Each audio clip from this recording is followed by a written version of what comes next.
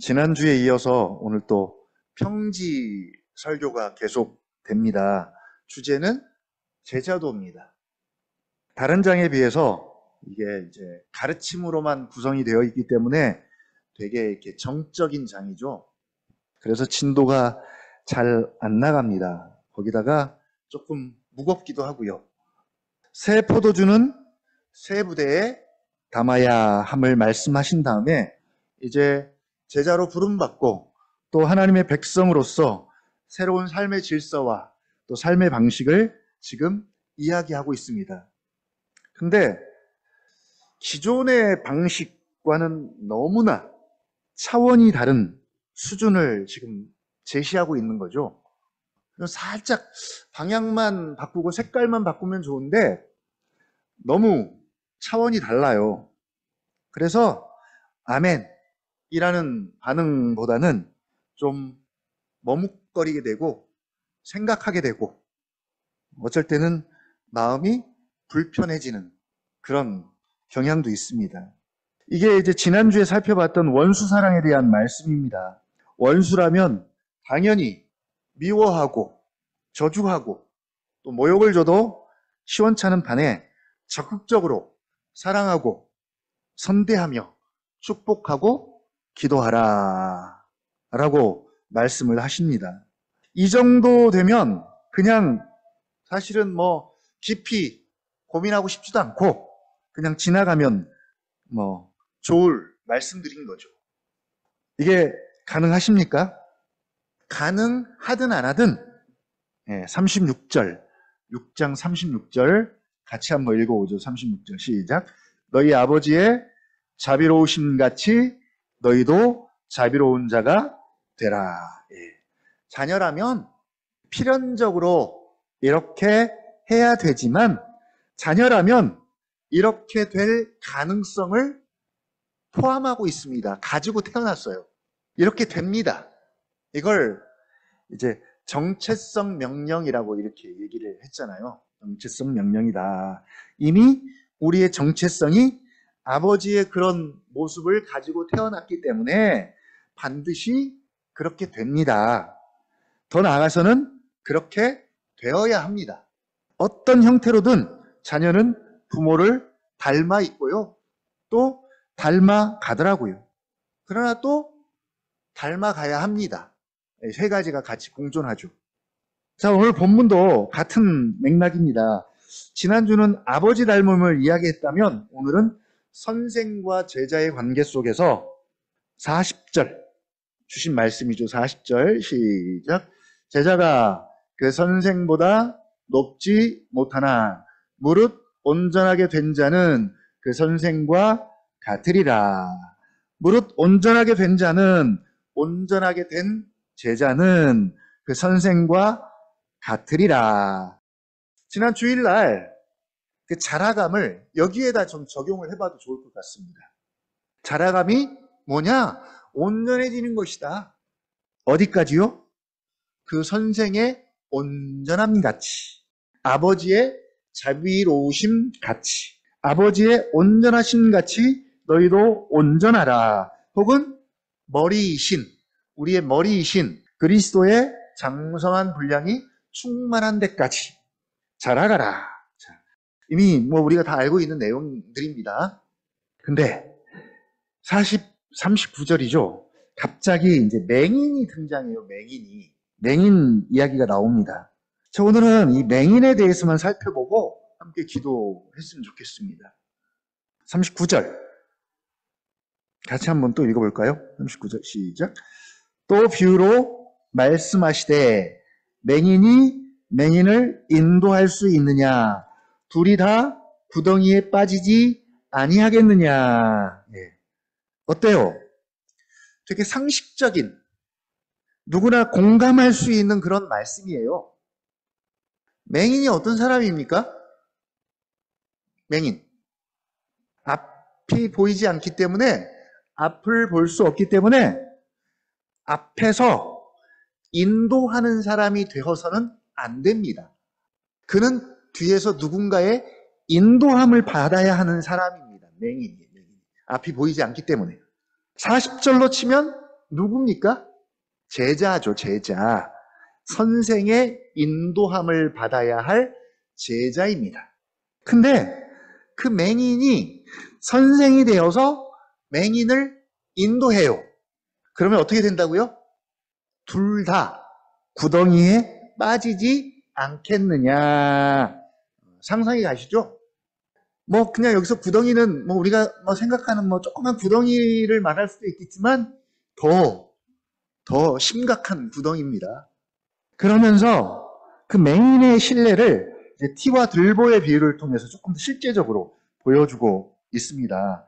41절, 42절은 우리가 너무나 잘 아는 말씀이고요. 실제 생활에서도 비슷하게 많이 쓰는 내용들이 있어요. 뭐 비슷한 의미를 가지고 있는 말이 있죠. 뭡니까? 좀 비슷한 거. 내로남불이다. 내로남불이다. 뭐 똑같진 않지만 이 비유와 조금 좀 비슷하게 우리가 사용할 수 있을 것 같습니다. 내로남불. 뭐 결론은 맹인이다. 자, 41절 한번 읽어보겠습니다. 41절. 시작. 어찌하여 형제의 눈 속에 있는 티는 보고 내 눈 속에 있는 들보는 깨닫지 못하느냐. 자, 티와 들보가 나오는데 둘의 공통점은 나무예요, 나무. 나무. 그리고 이 나무는 죄, 혹은 뭐 실수, 뭐 이런 것을 의미해요. 자, 티는 나무 중에서도 가장 작은 나무, 가장 작은 것, 심지어 먼지 같은, 그래서 눈에 잘 보이지 않을 정도로 되게 작은 것, 티입니다. 티. 반대로 들보는 뭡니까? 기둥입니다. 기둥. 가장 큰 것을 말하죠. 가장 큰 것. 만약에 티와 들보가 집 안에 있다고 생각해 보십시오. 집 안에 있어요. 그러면 티는 먼지 같아서 보이지도 않고 볼 수도 없죠. 티는 잘 안 보입니다. 안 보이는 거예요. 반대로 들보는 어떨까요? 너무 커서 눈만 뜨면 보려고 애를 쓰지 않아도 그냥 눈으로 볼 수 있는 거죠. 들보입니다. 왜냐하면 그 들보가 집을 떠받드는 기둥이 되겠죠. 기둥. 우리 교회 같으면 저런 기둥입니다. 근데 만약에 이 기둥이 집 안에 한가운데 있다면 훨씬 더 눈에 잘 보이겠죠. 그래서 이건 보려고 노력하지 않아도 그냥 쉽게 눈에 띌 만큼 큰 겁니다. 어찌하여 형제의 눈 속에 있는 티는 보고, 이건 잘 안 보이지 않는 것인데 이건 보고, 이게 되게 크게 보이는 거죠. 다른 사람의 실수와 허물과 죄, 뭐 이런 것들이. 반대로 내 눈 속에 있는 들보는 깨닫지 못하느냐, 보지 못하느냐. 상대적으로 되게 티처럼 보이는 거죠. 작게 보이는 거죠. 자, 티와 들보가 이렇게 엄청나게 차이가 나는데 과연 이럴 수가 있을까요? 41절 같은 일이 일어날 수 있을까요? 티는 작아도 너무 작아서 먼지와 같아서 보이지도 않는 것인데 그건 보고 심지어 크게 보이고, 반대로 들보는 너무 커서 안 볼래 안 볼 수가 없는 그렇게 큰 것인데 그건 보지 못하는, 심지어 작게 보이는, 어찌하여 이런 비정상적인 일이 일어날까요? 예수님은 지금 이런 사람을 맹인이라고 하는 거죠. 맹인이기 때문에 이런 거죠. 맹인이기 때문에. 그리고 그 맹인의 1차적 대상은 지금 바리새인들과 종교 지도자들, 서기관들이죠. 이런 자들을 향해서 지금 주님이 맹인이라고 말씀하십니다. 그리고 41절처럼 이렇게 하고 있다는 거죠.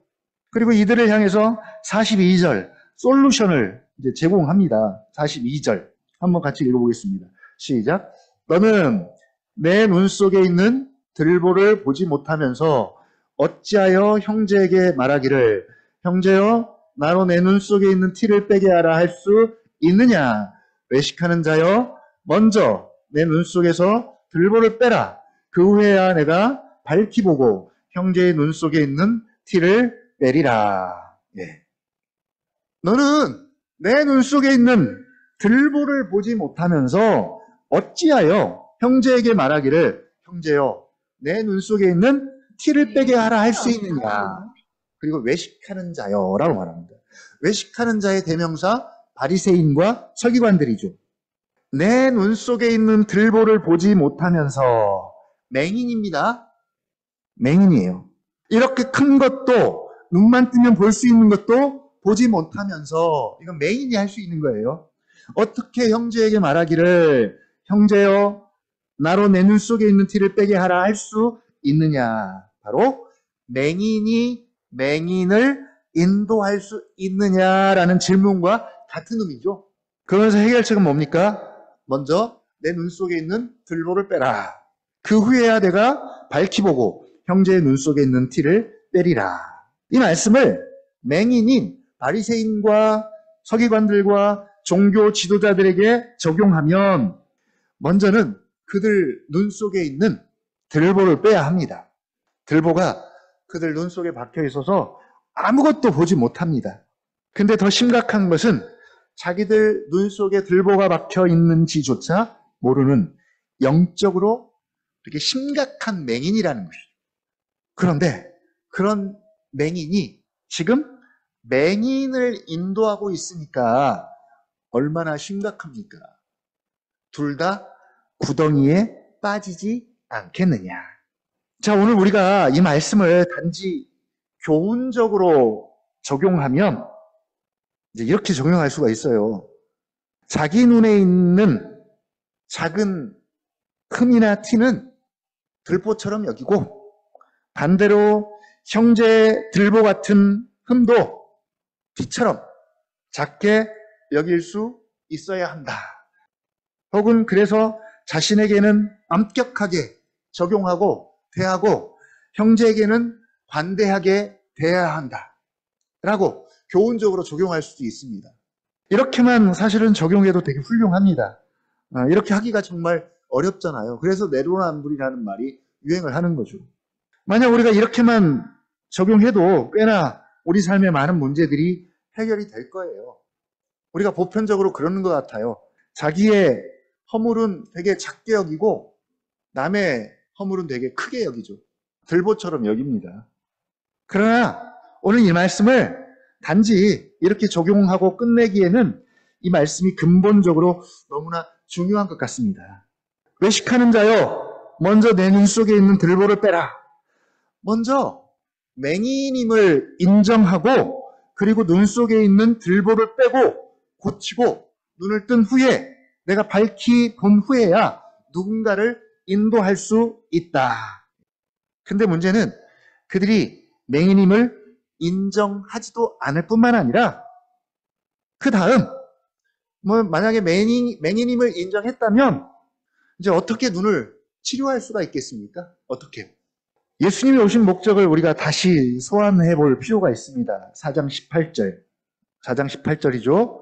주의 성령이 내게 임하셨으니 이는 가난한 자에게 복음을 전하게 하시려고 내게 기름을 부으시고 성령을 부으시고 나를 보내사 포로된 자에게 자유를 눈먼 자에게 다시 보게 함을 전파하며 눌린 자를 자유롭게 하고 주의 은혜의 해를 전파하게 하려 하심이라. 가난한 자가 다시 이제 소환됩니다. 그리고 그 가난한 자가 누구냐? 포로된 자, 눈먼 자, 눌린 자입니다.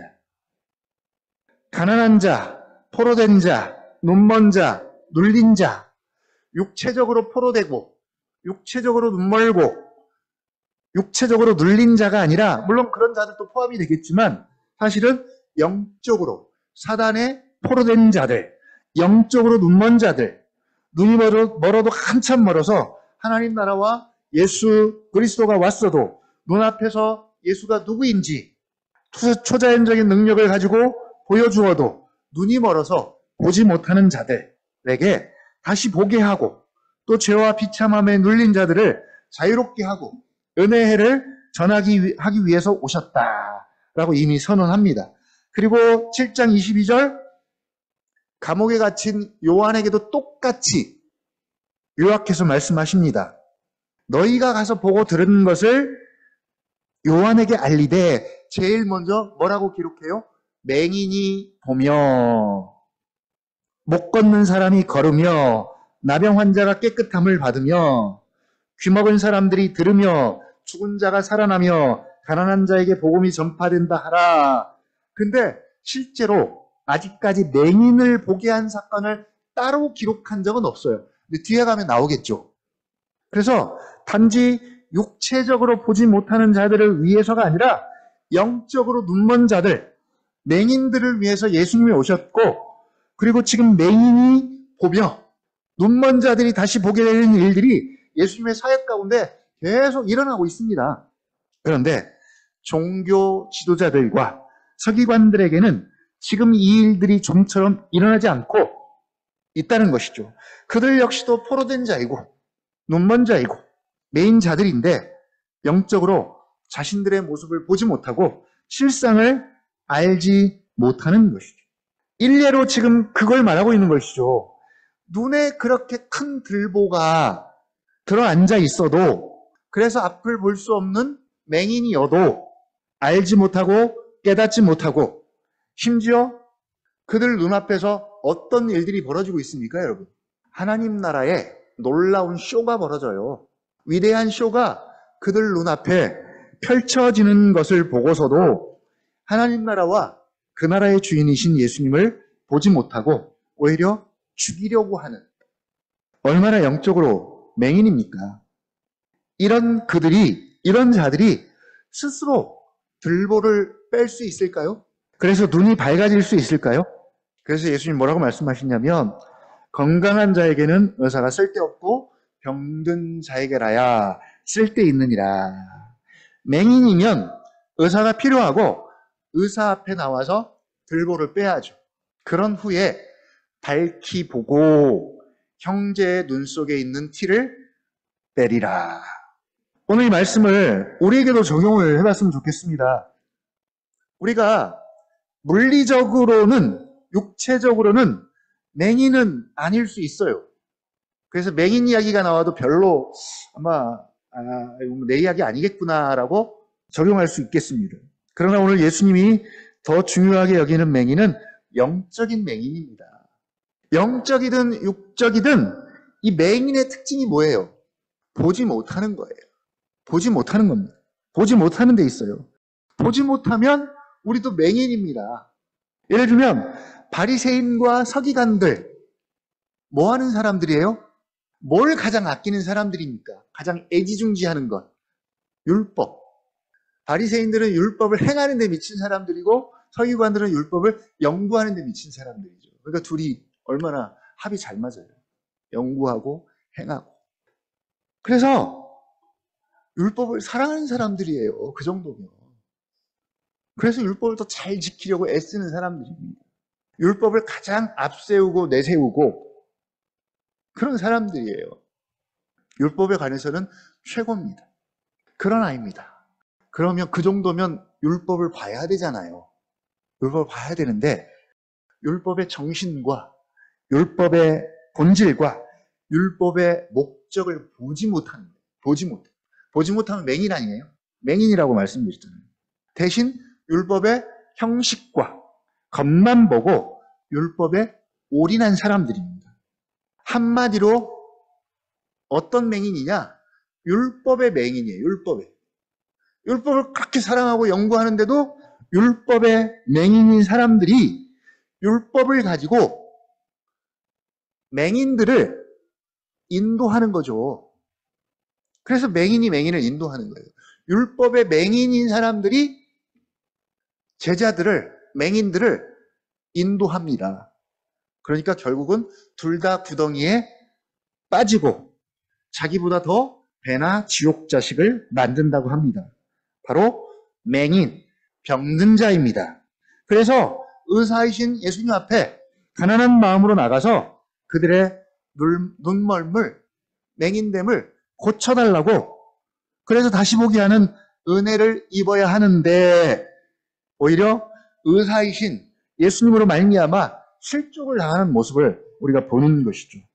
자, 이렇게 보면 우리도 맹인일 수 있겠습니다. 어떤 맹인이요?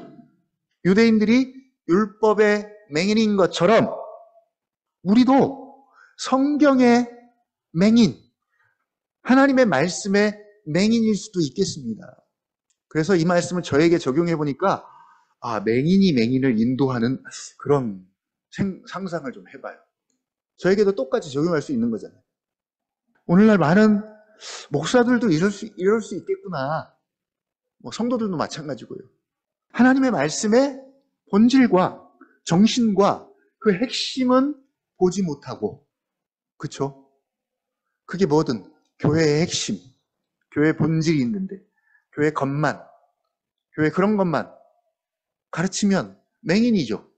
바리새인과 서기관처럼 형식만, 겉만 취하고 종교 생활에만 관심이 있고, 그러면서도 그들이 율법을 사랑하고 율법을 사랑하지만 결국 율법의 맹인인 것처럼 우리도 하나님의 말씀을 사랑하고 가까이는 하는데 그럼에도 불구하고 맹인일 수도 있다는 거죠. 진리가 보이시나요? 안 보이면 맹인이라 그랬잖아요. 진리가 보이시나요? 새 시대, 새 나라, 예수 그리스도가 가져오신 하나님 나라가 보이시나요? 바리새인들과 서기관들이 지금 이걸 못 봤잖아요. 지금 못 보잖아요. 맹인입니다. 예수님의 그 새 생명의 경이로움과 놀라움이 보이시나요?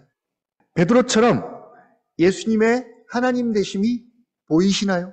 그래서 자연스럽게 예수님 앞에 무릎을 꿇고 나는 죄인입니다 라고 고백을 했습니다. 바로 예수님의 하나님 되심이 보였기 때문에 가능했던 일이죠. 그리고 자신의 모든 것을 부인합니다. 그리고 버립니다. 그리고 예수님의 배에 올라탄 그 예수님의 어떤 권위와 영적인 권위와 위엄과 이런 것들이 우리가 누가복음을 통해서 예수님을 보면서 보이나요? 아니면 에베소서 1장 18절 말씀이죠. 너희의 마음눈을 밝히사 너희 그의 부르심의 소망이 무엇이며 성도 안에서 그 기업의 영광의 풍성함이 무엇이며 그 힘의 위력으로 믿는 우리에게 베푸신 능력의 크심이 지극히 크심이 어떠한 것이 우리에게 보이나요? 안 보이면 나도 영적으로 맹인일 수도 있겠다라는 것이죠. 바리새인들의 가장 큰 문제는 자신들이 맹인임을 보지 못하고 알지 못하고 깨닫지 못한 거예요. 그러니까 결국은 예수님이 필요 없습니다. 그들은 건강한 자들입니다. 다시 한번 나의 영적 시력을 체크해 보셨으면 좋겠습니다. 내 안에 있는 들보, 이건 내가 뺄 수 있는 것이 아니라 주님이 빼주셔야 합니다. 주님이 오신 이유입니다. 눈먼 자에게 다시 보게 함을 전파하기 위해서 주님이 오셨고 지금 누가복음을 통해서 그 일이 일어나고 있습니다. 여전히 맹인임에도 불구하고 자신의 맹인됨을 알지 못하고 보지 못하고 예수님을 찾지 않고 거부하는 자들도 분명히 있습니다. 반대로 예수님 앞에 나가서 고침받는 자들도 있습니다. 그래서 예수님이 요한에게 그렇게 전하라고 말하죠. 맹인이 본다. 지금 맹인들이 보고 있다. 어떤 입장, 어떤 위치에 계신가요? 계속 우리가 구경꾼일까요? 주님, 내가 정말 영적으로 맹인입니다. 제가 눈을 뜬 것 같은데 돌이켜보니까 잘 안 보입니다. 여전히 뿌였습니다. 못 봅니다. 안 보입니다. 주님, 내 눈을 열어주십시오. 그래서 정말 시편 기자처럼 주의 법의 귀한 것을, 주의 귀한 법을 알게 하시고 정말 보게 하여 주십시오. 라고 기도했으면 좋겠습니다. 먼저는 예수님이 정말 하나님 나라의 왕이시고 생명이시며 진리이심을 보게 하여 주시고 하나님 나라의 실체를 더 확실하고 분명하게 보게 하여 주십시오. 지금 우리가 계속 하나님 나라, 요한계시록 하나님 나라 싸움하고 있는데 봐야 됩니다. 봐야 됩니다.